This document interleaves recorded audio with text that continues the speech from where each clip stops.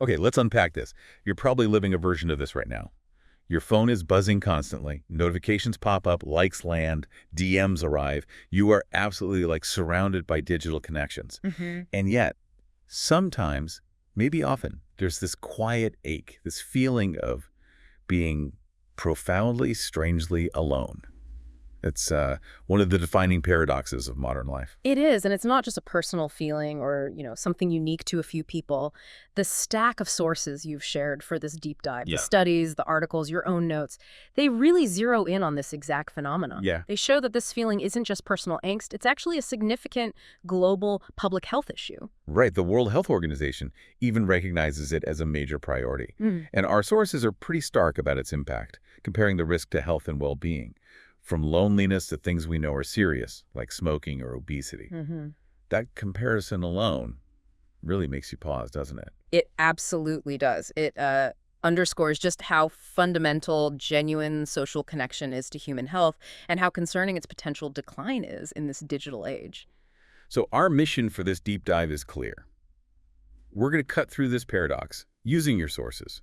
We'll explore the research to understand why we can be drowning in digital connections and, well, still feel so desperately alone. Let's start right where the sources do, I think, by looking at the digital world itself and, how it's built. It's fascinating how intentional it is.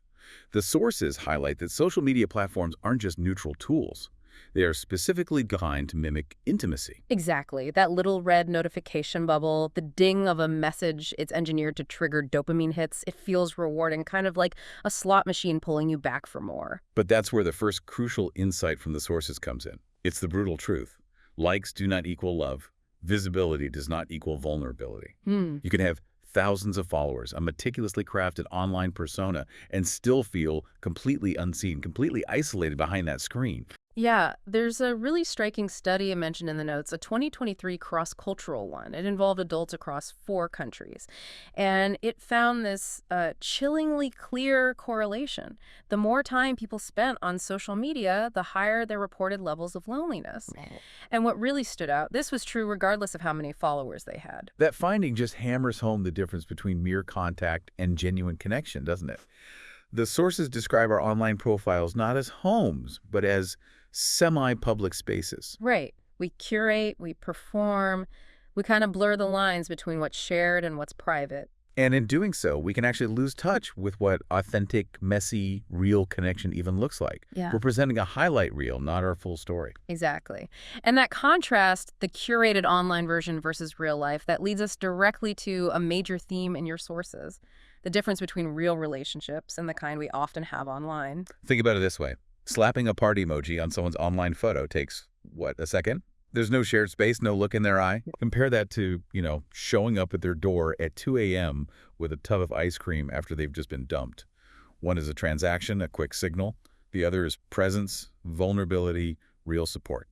There was a study of teens in 2024 that you included, which really explored this. It found that active social media use, actually commenting meaningfully, messaging friends, engaging, could boost friendship quality. Okay, so some positive potential there. Some, yeah. But passive scrolling, just lurking, watching others' lives without interacting, the research showed that actually eroded friendship quality. Ah, and part of the mechanism the sources identify here is something they call quantifiability. Quantifiability. It's how the metrics, the likes, the shares, the follower counts can subtly turn our social interactions into these transactional exchanges. Am I getting enough likes on this post? Are you validating my online existence? Exactly. It can shift the focus from the human relationship itself to the performance metrics. What's fascinating, though, is that even young people seem aware of this illusion sometimes. The sources mention a statistic about Jordanian teens. Oh yeah, I remember that. While 88% use real personal info online, a significant 76% distrust research that just uses social media data. So they participate in the performance, but they also know it's not the whole story. Yeah, they seem to have this kind of dual perspective. They live online, but they also see the artifice, the performance aspect that's just inherent in the platforms. So if much of online interaction feels like a performance, how do people actually talk about the feeling of loneliness when they do go online? Your sources included a study that specifically looked at how loneliness is expressed on different platforms, right? Analyzing Twitter and Reddit. Yes, the study is really insightful because these platforms are so different. Twitter is all about short bursts, broad reach. Reddit is more about longer posts within specific, often niche communities. Okay. And what did their analysis of thousands of posts reveal about how loneliness shows up? Well, the key finding was that while both platforms feature discussions about loneliness, covering similar categories like relationships and emotions, they differ pretty dramatically in their focus. How so? On Reddit, discussions were heavily centered on deeply personal emotional themes. People wrote longer, more detailed accounts of their feelings, hurt, pain, longing for connection. The study noted that Reddit provides depth in expressing individual feelings of loneliness. It's where the raw emotion tends to come out. Right. The anonymity might help there too. And Twitter. Twitter also included personal feelings, sure, but it had a much wider range of categories linked to loneliness mentions. This included things like socioeconomic factors, political issues, health problems like the pandemic, even insomnia. Interesting. The researchers suggested that Twitter is maybe more useful for seeing the range of potential causes or correlating factors associated with loneliness across society. It shows how loneliness intersects with broader life circumstances. So you could almost say Reddit is where you see the deep feeling of loneliness, and Twitter is where you see what people feel might be causing their loneliness or what it's linked to in their wider lives. Exactly. The study concludes that researchers can use these platforms together, kind of complementarily Twitter for the broad range of societal factors associated with loneliness, and Reddit for the depth and detail of the personal emotional experience. This distinction between the depth of feeling on Reddit and the broader range on Twitter, it connects right back to what the sources say about the void behind the online performance. It does. It reinforces that having a huge network of online contacts doesn't automatically protect you from profound isolation. The sources identify two major flaws, really, with relying primarily on digital connection for intimacy. And what are they? The first is emotional loneliness. Social media platforms are great at providing contact. You see people, they see you, you get notifications. That part works. But they often fail to provide true closeness, our deepest fears, vulnerabilities, the things that truly matter. They often stay locked inside because the curated online space doesn't feel safe enough, or maybe we just don't know how to share them there. That makes sense. And the second major flaw. That's comparison poison. This is especially true with passive scrolling. We're constantly bombarded with everyone else's highlight reels, perfect vacations, flawless appearances, career triumphs. We see the carefully edited versions. Yeah. The source is, quote, a teen who confessed, and this phrase stuck with me, I feel lonelier after seeing everyone's perfect lives. It's so easy to fall into that trap of comparing our messy everyday reality to someone else's curated performance, and that comparison inevitably makes us feel inadequate and, more isolated. And beyond these psychological flaws, the sources also highlight the fundamental biological limitations of virtual interactions compared to in-person ones. Yes, we miss so much crucial human data online. Nonverbal cues like posture or facial microexpressions, the sheer physical presence of another person, the immediate back-and-forth feedback, all the subtle signals that make real connection rich and layered are just absent. Right. This lack contributes to misunderstandings and a sense of detachment, definitely. There's a powerful example in the sources about social VR games. A study in 2021 found that users who were already socially isolated and had low self-esteem actually experienced worse depression after playing these virtual social games. Wow, that's stark. It's a reminder that a virtual handshake, no matter how realistic it looks, cannot replicate the warmth and connection of real human touch or presence. And our brains are hardwired for this real-world connection for very specific reasons the sources explore. Eye contact, for example.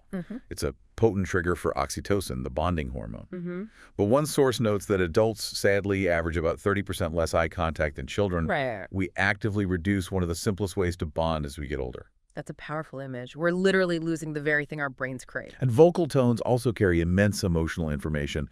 One source quantifies it at like 38% of emotional meaning in communication. 38%. And emojis, they carry 0%. You can send a crying emoji, but it doesn't convey the actual tremor in a voice, the catch in someone's throat, the tear welling up in their eye. Exactly. And critically, offline interactions happen without an algorithm filtering them. There's no code deciding what you see or hear, no easy unfollow button when things get difficult. Right. Real bonds are built by navigating disagreements, showing up for the hard moments, sitting with someone through their pain, not just blocking or muting them when it gets uncomfortable. These elements, the nonverbals, the shared physical space, the unfiltered reality, They're absolutely essential for building the deep trust and understanding that genuinely combats loneliness. All this analysis brings us to a really complex question the sources wrestle with: the causality. Which came first? Does loneliness drive people to use the internet excessively, perhaps seeking connection or maybe just escape? Or does excessive internet use actually cause loneliness by displacing real-life relationships? It's that classic chicken and egg scenario, isn't it? It is, and the research suggests it's likely bidirectional. It can work both ways. The sources discuss the stimulation hypothesis, which suggests the internet can enhance existing relationships and help build new ones, potentially reducing loneliness. Okay. But they contrast this with the displacement hypothesis, where internet use replaces vital offline interaction, actually increasing loneliness. And the key takeaway here, based on the research, seems to be that how you use the internet is paramount. Absolutely crucial. Passive, endless scrolling is consistently linked to increased loneliness. Active, meaningful engagement might boost connection quality, but even that has limits compared to in-person connection. The sources also touch on problematic internet use and addiction being associated with loneliness, though the findings can vary a bit, right? They do vary, yeah. And importantly, this isn't a one-size-fits-all problem. The association depends heavily on the nature of the internet use and the unique characteristics of the person using it. And certain groups appear to be particularly vulnerable, according to the sources. That's right. Who did the research flag as most vulnerable? Young adults, older adults, and adolescents. The sources specifically mention that for adolescents, particularly those who might already have mental health challenges or learning disabilities, some studies found that relying heavily on virtual friendships actually predicted greater loneliness. That's incredibly counterintuitive on the surface. You'd think virtual friends would help. It is. But it suggests that for these perhaps more vulnerable young people, seeking connection primarily in the virtual space might not provide the deep emotional support they truly need, or it could even exacerbate existing difficulties they might have with navigating social cues and real-world interaction. That makes a sad kind of sense. And we can't really talk about this topic without acknowledging the significant impact of the COVID-19 pandemic, which the sources also note. Right. Loneliness surged across all age groups during that time, and simultaneously, internet use just skyrocketed. Yeah, it's hard to separate the effect of being forced into isolation from the effect of increased screen time during that period. It potentially confounds some research findings from that era. It's a complex layer added to the existing problem. But the overall picture across the research is still pretty clear. The intense use of online platforms, especially certain types of use, is linked to increased feelings of isolation for many. And the cost is significant, as the sources reiterate again and again. Loneliness is tied to increased risk for a whole host of physical and mental health issues, dementia, and sadly, early mortality. We said it at the top, but hearing it again comparable to smoking or obesity, it's just a stark reminder of the stakes involved here. There's even an economic burden mentioned, with examples from the UK quantifying the monetary cost of loneliness due to lost productivity and healthcare needs. It impacts individuals and society as a whole. One specific study on young adults in India that you included is particularly revealing on this. Ah, yes, the India study. It found a statistically significant positive correlation between social networking addiction and loneliness. Basically, the higher the addiction scores, the higher the reported loneliness scores. So a direct link there. It's a strong link, yeah. While other factors were definitely involved, it reinforces that for this group, intense, potentially compulsive social media use is strongly tied to feeling more alone. It strengthens that thread we've seen that for some, the very tool they use to seek connection might be trapping them in isolation. Okay, so we've explored the paradox, the design, the different types of connection, the ways loneliness shows up online, the deep impacts, and who is most vulnerable. It's a heavy picture. It can be, yeah. What do the sources offer in terms of a way forward? How do we recalibrate for real connection? Well, the good news is the sources aren't just painting a bleak picture. They do pivot to actionable, research-backed strategies for fostering genuine connection. And it's not necessarily about quitting the internet entirely, but more about becoming intentional, recalibrating how we use it, and prioritizing the kinds of interactions that truly nourish us. Okay, so what are some of the strategies highlighted? One key strategy is prioritizing physical meetups whenever possible. The research shows that even simple things like walking together can help sync our brains in ways that screens just can't. Right. The source mentions an example of MIT alumni who continued monthly Zoom calls after the pandemic, but found much deeper friendship roots by making time to actually walk together in person. So using the digital tool to facilitate real-world connection, not replace it. Exactly. Another is shifting from passive consumption online to active, meaningful engagement. Instead of just lurking and scrolling, comment thoughtfully, maybe send a voice memo instead of just text, engage in ways that feel more personal and less performative. The sources also talk about the importance of real looking, practicing what they call affinity before avatars. Yeah, I liked that phrase, don't just scan faces on a screen.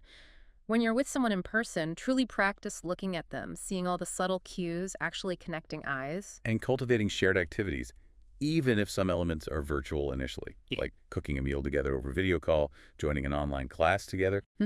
Mutual creation and shared experience are often much more bonding than just passive consumption side by side on screens. I really liked the idea of pre-booked connection time mentioned in the sources for cultivating that kind of ritualized vulnerability, like the Rebecca Vara Acorns example.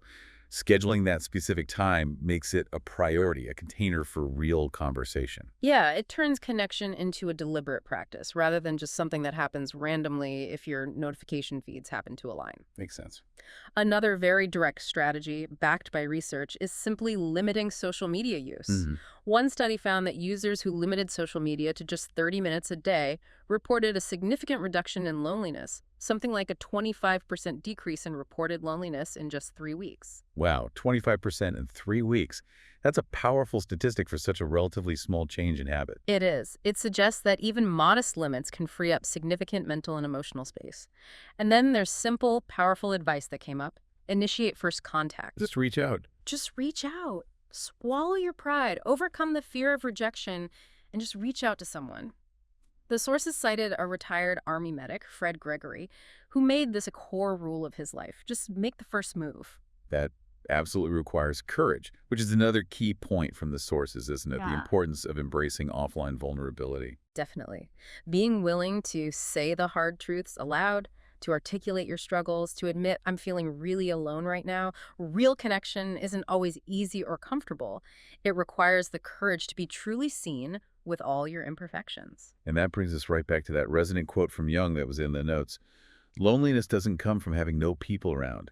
It comes from being unable to communicate what matters. That really feels like the core of it all, doesn't it? You can be surrounded by digital contacts, a million followers, but if you can't communicate what truly matters to you, if you can't be vulnerable, you'll still feel that isolation. The digital space, while vast for contact, can sometimes make that deeper, meaningful communication feel harder, not easier. So we've journeyed through these sources, exploring the paradox of digital connection and isolation, the science behind the online illusion, the difference between digital contact and real connection, the profound impacts on our well-being, and importantly, some powerful paths forward. And the key takeaway from all this research distilled down seems incredibly clear. Your phone is a tool, not a home. That's a great way to put it. You can use it incredibly effectively to build bridges, to find information, to share moments, to facilitate real connection. But the sense of home, that feeling of belonging, of being truly seen and connected, That needs to be built in the space between people. In the warmth of shared presence, in eyes that crinkle when you smile, in voices that crack with emotion, in shared silence without the need to scroll. it requires intention, it requires effort, and sometimes it requires that courage to be vulnerable that the sources talked about. Okay, so here's something specific you might consider trying this week, pulling directly from the material we've explored. Think about those moments throughout your day when you automatically reach for your phone and open a social media app for a passive scroll, that habit that the research links to increased loneliness. Right. This week, try replacing just one or two of those moments with a real voice call to someone you care about. Don't just text, actually call them. Hear their voice. And pay attention. Notice how you feel during and after that real conversation, compared to how you typically feel after a session of passive scrolling. What does that simple, intentional shift reveal to you about your own connections, and what truly makes you feel less alone? Give it a try. Thanks for tuning into The Introspective. We hope this episode gave you something to think about, or maybe even helped you feel a little less alone. We would love to hear your thoughts. What resonated with you? What topics should we explore next? Drop us a comment send a message, or just reflect quietly, whatever suits your style. And if you found this episode meaningful, consider subscribing and sharing it with someone who might need it. Until next time, stay curious, stay kind, and keep going inward. You have been listening to The Introspective.